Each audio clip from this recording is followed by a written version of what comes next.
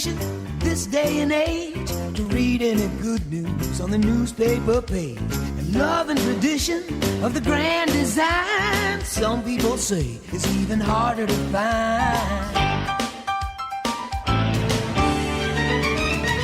The parents are back in the building. Hi, dads. Yeah. So I did catch last week's podcast. Good. Kids, did you catch that last week? Not. Kids were running amok. Yeah, while the parents are away, the kids will play. Yeah. But We had fun. We did. Yeah, It it was our least viewed podcast. What? But that's okay. Well, one from me, one from Ben. Yeah. and the one that listened to Ben was a client that didn't even list with them. We'll talk about that. The neighborhood expert. Only hurts a little bit. That's a topic coming soon. That's a topic that we'll cover today. Hey, but we had our award ceremony last Friday, though. We did. Hey, shout out to the VKGRE team. For wiping out every single category as a number one. What, 118 units?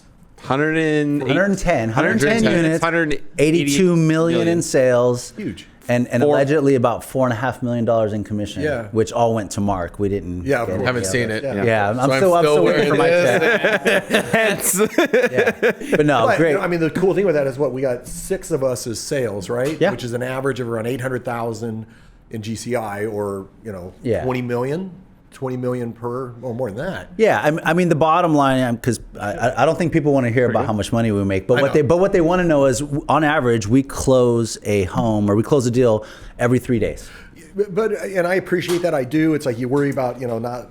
But the fact of the matter is, successful people earn success, right? Mm-hmm. Yeah. And yes, we make good money, but we do very good for our clients as well. That's make right. them more money than we do. Well, yeah, the motto that I live by is, help people, have fun, the money will follow. 100%. Love that. And I think, 100%. I do believe we always lead first with helping people. What's in the best interest of our clients? 100%. Obviously we have fun in what we do. And then the benefit of that is we're able to provide for our families. So, good job, boys. Yep. And on the sales side, and, Charity and Jessica that back us Whole up on a support daily team. basis. Everyone behind the scenes. Yeah, it's kind of like herding Absolutely. cats. Yeah, I mean, putting up with us. we are in a nice rhythm right now, right? Yeah. It's good. It's good. We are. It is good. Speaking of rhythm, let's go into the rhythm of market stats. Ooh. Jason covered stats last week. Thank you for Gotcha, that. Dave. Don't worry. Yeah, and just really kind of interesting. Obviously, inventory is creeping up. You spoke about that last week. We're at 763 single-family homes in the county, which works. We expect that to climb. But what I found interesting is the number of condos and townhomes in Santa Clara County. So we're up to 572,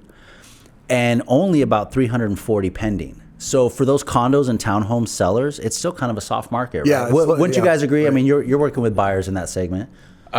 Soft market for sure. Great for buyers if they want to jump Yeah. in. A lot of opportunities. I think reselling a condo, ours, I didn't know we got an offer on it, but got an offer on it in 5 days or so, just priced right, compared to the competition around. So we kind of took advantage of the other properties that were sitting, what their prices were, what that looked like, and kind of took that into consideration when pricing it. But Well, yeah, and I definitely think it's a tale of kind of two stories between single-family homes, condos, and townhomes. Single-family homes are continuing to push boundaries and break market records on price per square foot. Condos and townhomes, like you said, you have to be the smart seller, and price competitively. Otherwise, you are going to sit on the market like those other. It's interesting though, because historically, when single-family homes have been a little bit out of touch or a little bit high, that's when you see the condo and townhome market actually be very active, right? Because it's the more affordable than single-family. Yeah. So it's interesting. It kind of indicates that people still have the money to purchase what they want, so they're going to still choose that single-family over those townhome and condos. Well, especially as the interest rates have started to creep up a little bit, and now taking into consideration the increase in HOA costs, most of them who've gone through their assessments of licondition, some of them who haven't but have just crept on their $700 or $800 HOA. Well, and that's an average right now is $500. Because the other part of it is those townhome and condos have appreciated to a level where people are saying, "Whoa, because I mean, what is it for every 100,000? You we're finance 700 now, 650. Where's Jeet when we need him? I know, right? Yeah. You're at least $650. Yeah. $650 in mortgage Actually, payment. you're right. Jeet said it was 800 including property taxes, right? So there you go. Yeah. It's tough. Yeah. So $1 million's $8,000 a month. And for an HOA. No, for a mortage and price tax. Okay, so well, exactly. So if your HOA is $700, that's almost $100,000 of additional purchase power. Am I doing that right? Yeah. Right? Yeah. Yes. But then again, if we break that down, this $750,000 condo with a $600 a month HOA with the new interest rate, you're almost at at that same amount as buying $1 million single family home. So yeah, it's again, look at what the HOA provides. That's the and key, then right? take it into consideration. Right. But I don't mind paying. If they bake in unit coverage on insurance, they got great amenities, all of those things. You're actually getting the value for it. It's great. But if it's because they just got through an assessment or repave the insurance, and repave the parking lot. Or now it's balconies and stairs, right? Exactly. So, but I think we haven't seen buyer momentum slow down yet on single family homes. Right. I mean, obviously, you guys are killing it. I know Jeep put 4 into contract last week, 4 buyers in contract last week alone. Well, and I would pause on that for a second. I mean, we really skated over like the success, and when you look at the units that this team does. Right, you just said. I mean, the units where we're at just for this year is incredible. Where it is, who you work with matters. I mean, the amount of business that we're doing compared to your just normal person in our industry right now, that's huge. Yeah, it's awesome. Yeah, for us to do 110 deals last year. Yeah. I mean, it's we're going to incredible. shatter that. I think with where we're at right now. Absolutely. It's looking that way. And we couldn't do it without our wonderful clients. Yep. That we love. Absolutely. So the next thing I want to talk about then is, or the point that I was trying to make was, okay, you guys are still putting a lot of buyers in contract right now. However, we know that our valley is closely tied to tech jobs and the stock market. So it'll be interesting to see over the next couple of months how buyers' certainty or their confidence in their own stock portfolio, because that normally drives a lot of our purchases, right? So, and we were talking about that last week about not taking your foot off the gas, but just staying motivated in the process. And with the stock market even decreasing, I think a lot of buyers right now, especially mine, who are losing upwards of $1 million, they're just reforecasting on what they're putting down. So instead of putting $1 million down, they're maybe putting 500,000 now, and then leaving some in the stock market. So they're still out there buying. They haven't put it on pause yet. yeah. Correct. But they're becoming more picky with what they're looking at. Instead of stretching themselves and trying to, they're just waiting for the right one and maybe in the right neighborhood that they're trying to get in. Here's something kind of interesting that I want to talk about today: the electrification mandate. Have you guys heard of that? Talked about it at all? No, this. I mean, I haven't been on a podcast for a month, so you might have covered it. No, was not covered. This is a new topic. So this is interesting, and this affects everybody. So everybody that listens to us, watch it, whether it doesn't matter who you are, but basically starting January of 2027, if your water heater dies, it must be replaced with an electric water heater. Gosh. No more gas water heaters after January 2027. Okay. So keep that in mind. So and think about the cost of that. Regardless if you're buying a home or selling a home, you're just living in a home. You're on a fixed income. Your water heater breaks. Now, not only do you have to put in an electric water heater, but you might have to upgrade your panel, your wiring, all of those things. So that's the first half of it. The second half, and then we'll get into the discussion about it. 2 years after that, in 2029, then your furnaces can no longer be gas. They have to be electric. So same thing applies. Now, and this isn't just a San Jose or Santa Clara County. This is all 9 major counties throughout the Bay Area, right? So the only county, it goes up all the way from here to San Francisco. The only 2 counties in our immediate area it doesn't cover is San Benito and Santa Cruz. But Alameda County, Santa Clara County, Contra Costa, up the peninsula, everyone's going to have to brace for this over the next couple of years. And it doesn't selling a property doesn't trigger that. It's only if it has to be replaced. Only if it has to be replaced. Yeah, I question. I would bet almost that when the time comes that they'll probably postpone it. Because we're seeing it right now, right? If you do new construction, pretty much anywhere in the state, it's all electric. Right, you can't even lease a propane tank. It is all electric, right? And a lot of the cities are pushing back on that. I think I'm probably wrong here. Laguna Beach or something comes to mind. A couple of them are suing because of that and are bowing out of it, even though it's a state mandate. Yeah. And to your point, the expense that it adds on to additional construction costs and everything else is well, they're estimating for to replace both of those, upgrading the panels, the electrical, depending on the house and the situation, is $10 to $50,000. Right, and so to your point. How do they expect the homeowners? They're going to come out with programs where the taxpayers are going to offset the cost and everything. Tax credits. So I think solar is going to go crazy when that happens, because now everyone's going to want solar. But I have a seller question now, or a homeowner question. Okay. Thoughts? If you were to sell your home in the next 10 years, do you now upgrade everything to electric before 2027?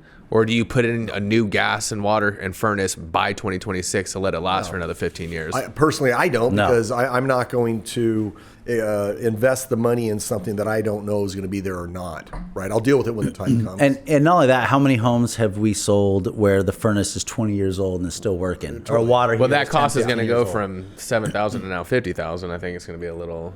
Yeah, but again, is it one of those things where sellers going to get their money back when they sell it? I don't think so. No, because that'll be just a normal. I don't think they'll get their money back on it at all. All right. It's going to be a requirement they're going to have to do. What's the demonization of gas? Why do we not like gas? Great question. It's probably what everyone else in the audience is thinking. Yeah, well, it's the same reason why they're against fossil fuels. I mean, yeah. right? Can I ask the question? We'll see how many comments we get on this. Isn't propane cleaner than dealing with all of the items that go into solar? I mean, you say, okay, solar is the sun, but what about all the components to build out the batteries, Yes. the save it, We know. panels, There's a lot of everything bad else, stuff. compared to propane gas, which is a natural, earthly substance. I agree, but I mean, what do we know? The great state of California must know more than we do. Go do some. Because I love my gas fireplace. 100%. You know? Yeah, and if you've had the power go out, what at least still works. If you have a gas stove, Exactly. they're still making quesadillas or whatever you like. Ben. Yep. My pool Thank heater you. still works Your too. pool heater still works. I can still get in the hot tub. Yeah, I can still right. get in the hot tub because my gas heater, works. Exactly. That I just, It's funny because I love to cook, right? And I love an open flame cooking, right? Mm-hmm. My wife Diana, doesn't really cook that much, but when she does, Does Dee Dee know about Diana? Yeah, exactly. No, right? Oh my god, no, she only comes out at midnight. Okay, Dee Dee After Dark? DD after dark. She wants a what are they called? Not just electric. Shit. Like a Blackstone? Not convection. What do they call them? wok? Conduction. Oh, Induction oven. Oh, the induction where you just set the pan on and it exactly. heats up. So now they actually have. We're getting a stove that actually has propane and the induction heat on it as well. Yeah, I was just gonna say, when it comes to cooking, there's nothing better than cooking Yeah, on gas. yeah. Yeah, I mean, Yeah. 100%. Yeah. But it's I think this demonstrates how it's just, these regulations the wonderful states and governments put on us, I think is just. Yeah, how soon before they take away our propane barbecue grills? Right? The nerve. Right. And they already got rid of our charcoal and stuff. Like in Tahoe, we can't do charcoal grills. Yeah. Really? You cannot do charcoal in Tahoe anymore. That's interesting. Yep. Damn. All right. So one quick thing I want to talk about too. I mean, this is more kind of interesting for us and how it's shaping how companies do business in the future. Rocket Mortgage just bought Redfin. So Rocket Mortgage just bought Redfin, Interesting. and Rocket also has a title and escrow side as well. And their argument was, well, hey, we want to be a self-contained kind of unit for the entire transaction cycle for a buyer. So a buyer can go to Redfin, find a home, find an agent, get a mortgage, get title and escrow. Kind of one-stop shopping. So what do you guys? What do you guys? Fishy. What do you little fishy? Fishy. Is that a Redfin pun? Yeah. But Zillow tried to do this, Right. and hasn't worked out as good. They have Zillow Mortgage and title. I think the challenge where in concept, it sounds like a great idea, but I believe, especially in areas like ours where, you have the affluent and people like to know who they're dealing with. They don't like to be forced to have to deal with somebody, right? Well, and we believe you should have options. You should have options. Right? I mean, we would never, we have an in-house mortgage company, which we love, Yep. and we'll provide it as an option, but it's not the only option. 100%. And I think sometimes, I think their thought could be once that consumer gets in that Rocket Redfin kind of cycle, that they're not going to be able to get out of it, right? So it's going to force them kind of down that conduit of picking all their services and goods. And so I think consumers deserve the right to choose. And Yeah, again, I think that's middle of America, where you have houses and the normal transactions $300,000-$400,000. I think that's okay. Just get a package deal with it. Yeah. But when you start talking $3 to $4 million, right? I think that package deal becomes much more challenging. You think they combine names to Red Rocket? Rocket Fin. Yeah. Sorry, make it I a like little Red more, Rocket. Make it a little more appropriate. somebody got a haircut, it's feeling a little feisty today. Yeah, Dude, he's confident right now. There's a lot of reasons why I'm feisty. I am fired up this Good, week. because this is my last topic of the day. Woo! Which There you should go. fire you up. Should a seller, a homeowner, work with the neighborhood specialist? It's a great question. Ben? Bam, what do you what's think your about take on this? that? What's your hot take? Well, And then it's like, what really does a neighborhood specialist mean? I was going to ask. I said, well, what is a neighborhood specialist? I mean, when you hear a neighborhood specialist, I mean, Aaron just broke a record in Sunnyvale. You broke a record in Cambrian. I broke a record in West San Jose. Mark doesn't leave Los Gatos. But what are you? Are we neighborhood? You broke a record in your first year in selling real estate. Broke a record in the Alta Tierra for price in the last year and a half, 2 years. Hey. So what are you? You sold a lot of homes up in there? I'm an expert, okay? but that brings up a good point. I mean, so do you work with the neighborhood specialist who maybe lives in the community and so they have that familiarity, but if they only sell in that community and they don't own a significant market share, what makes them the neighborhood specialist? Yeah, I think there's two issues that you just brought up. One, if they're only selling in that neighborhood, they're doing a lot less sales than somebody like us that are all over the place, right? And do you want somebody who just specializes in that neighborhood? Or do you want somebody who specializes in real estate, that is doing deals after deals, that comes across challenges on a daily basis, that then they can actually bring that experience to the transaction? All of us know, I mean, we know real estate. We're an area specialist with the entire Bay Area, the state of California and beyond, right? Yeah. I mean, data is so easy to get nowadays. You can get great schools, right? I mean, you can go and find out what the ratings are and everything. So I think, it's funny, I thought neighborhood specialist was a thing of the past. Well, honestly, it's a clever marketing term. Oh, yeah. Right? I mean, there are some pockets where there are agents that do, predominantly do that area. But if you just look at the data, nobody in any area has more than 5 to 8% market share. Right, because there's so many agents, there's so many homeowners that neighborhood specialists. I mean, I hate to break it to sellers, it's more gimmick and marketing than 100%. It is reality. Yeah. Because ultimately, as a seller, you want the highest price, the best terms for your home. It shouldn't matter if you work with the neighborhood specialist or somebody that specializes in the entire county or general area. You should look at their numbers, the number of homes they've sold in the last 12 to 24 months. And as a seller, I want to look at what is their list price versus sales price ratio. Well, and I think it goes beyond that, because it's not just the individual, right? It's what that individual is bringing to the table. The experience is number one, right? I mean, you and I have talked about this, where we'll go come on, how do you get two highly experienced brokers like you and I to even come to the table to have this conversation? And then there's sometimes, we want to deal with one agent because they're going to give us a personal attention. It's like, okay, I mean, come on. Do you want to? I mean, we're pretty nice, fun guys to go have a beer with and everything too. But we're here for a job. Yeah. And I tell you what, if you hire the agent that's like, I'll be there to help plant the plants and paint the walls, it sounds good, but the reality is, they shouldn't be doing that for you. Right. So it's a matter of when I say, what resources are they bringing to the table? Like on our team, we have. Listen, I want to focus on what I love to do, because that's what I'm good at, right? That's selling, negotiating, those type of things. I'm not good at. I know a contract better than anybody, but I'm not good with paperwork. I don't like it.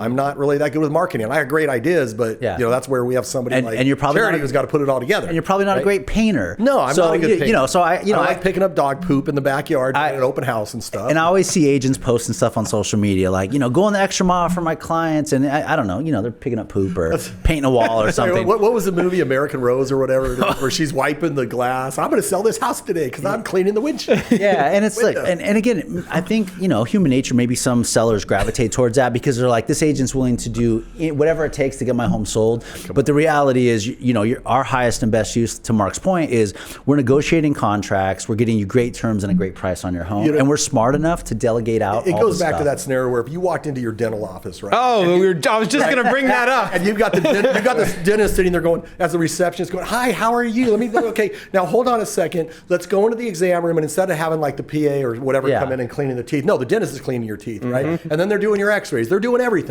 You probably wouldn't think that they're the best dentists in the world, right? And yet, for some reason, our industry require the perception is that we should wear all these different hats, from being the house cleaner to, whatever it is. I will say this though: if you need me to wash your windows, to get a listing, wash your windows. We'll have Ben do it. But just know that my highest and best use is somewhere else. It's negotiating on your behalf, marketing your property, talking to agents, building relationships. But if you need me to wash windows, I will. Just know you're overpaying me for washing your windows. Yeah, it's the result. They pay you for the result. Yeah, I honestly won't be washing windows. I'll be more than happy to bring Brent over. I'll find the guy. We'll bring David over to wash windows. There we go. But yeah, But it will get done. It will get done. But just like the dentist thing, you have a cavity, you're going to go there to get the tooth pulled Right. or the cavity filled, the Right. result. Yeah. And then the process along the way, I think it makes it better. You go there, you have a nice receptionist. Oh my gosh, thank you so much. Whatever. I scheduled your. Well, it's called system. Yes. and to your point though, like Mark was saying, well, if the dentist checks you in and he does a follow-up, then he's not going to be focused 100%. on pulling the tooth, doing the crown or the bridge or the braces or whatever. Yeah, I'm because here- he's like, oh wait, I got to go schedule so-and-so for tomorrow. Oh, they canceled at 3:00. Yeah. Oh, no. Yeah, and I gotta go floss in room 2. Like, no, you want them focused, on what they do best. Exactly. So, although it is a clever marketing term, I would say sellers be wary of working with the neighborhood specialist. Do your homework, and ultimately, like I said, you're paying for the results, right? And we get compensated by our results. So, so you want. Experience matters, but don't just go with someone that says I've been doing this 30 years. And don't go with somebody who just got the real estate license because they're your nephew or their cousin or baby mama's uncle or whatever. Yeah, but all right. Well, cool. Ben, Yeah. How do you any feel? final thoughts? Elaborate on the neighborhood expert. No, it's a great term, and it's like Dave he'll said. be using it on his next postcard. Yeah, I mean, it's like Dave said, it's like, I get it. There might be someone who sells the most in the neighborhood, sure, or the most in an area, but at the same time, you're not going to get the most for the job. You're not going to get a person who's going to go the extra mile, who has a team that can handle and juggle many things. It's I think the personality, the emotion, the motivation. I think for next week's podcast, I'm gonna get us all shirts that says "Not the neighborhood." Yes. There you go, right? Yes, and to top off the neighborhood specialist for someone who doesn't know that neighborhood very well, I was able to get my buyer into contract in that neighborhood with the connection I had based on a relationship I had with another agent. But hold on. So you're saying this is actually a true story? True story. Where you lost out because you weren't the neighborhood expert, But then, but you do sell in that neighborhood. Yeah. Did you have a Yes. listing as well that went in a week? yes, Or 6 days or Yes, something? yes. And then just yesterday or day before, Yes. you got a buyer into that same neighborhood, negotiated a great deal. Based on a relationship I had by knowing the neighborhood and the agents. It was absolutely crazy. There's nothing more I love than, for whatever reason, it doesn't happen that much where we'll lose a listing, right? And yet we bring the buyer on that same damn listing. Oh, we right? just did it on a deal. I know. Yeah. Well, yeah. So, it's funny how life works. Hopefully It's all good. We wish everyone the best. Peace and love. 100%. Peace and love. 100%. To each their own. Yeah. Peace, love, gratitude. Come to our movie nights. Watch our podcast. Casino night. Casino nights. What's the next movie night? Minecraft. Minecraft. Oh, Minecraft. Are there tickets still available? No, we're sold out. Isn't that like We the might be sold most out, basic arcade video game or something? It actually reminds me of like Jumanji. I saw the commercial with Jack Black and stuff. It was It's funny you bring that movie up because the actor is the same actor I as know, that's what it Jumanji. reminded me of Jumanji. all But right. great times. Great Great times. time. And that's So and when choosing your real estate agent, remember who you work with matters. Nice. and I know we're going a little long, but Mark wanted to talk about our success story of the week. I'm going to kick this down for next and tune in next week because we are going to start a new segment that our wonderful producer will have a great intro on, just like he's had for our top 10 list. So I'm Jacob? adding to the top 10 list the deal of the week. Deal of the week. So stay Deal of the tuned. week. Tune in next week. The Word. deal of the week. Looking forward to it. Yeah. Does anybody want to like throw one in there at all as a deal of the week? Was there a deal of the week this week? Come on. Like a I thought success story. I had a great deal of the week. You just one- put one in contract yesterday. And we'll Yes. plan, right? Yeah. And then yes, should we repeat the story? Did you guys hear about the story of the neighborhood agent who? So yes, tune in next time for the deal of the week. All right. It's good to be back. There we go. Great to have you guys back. Come on. See ya.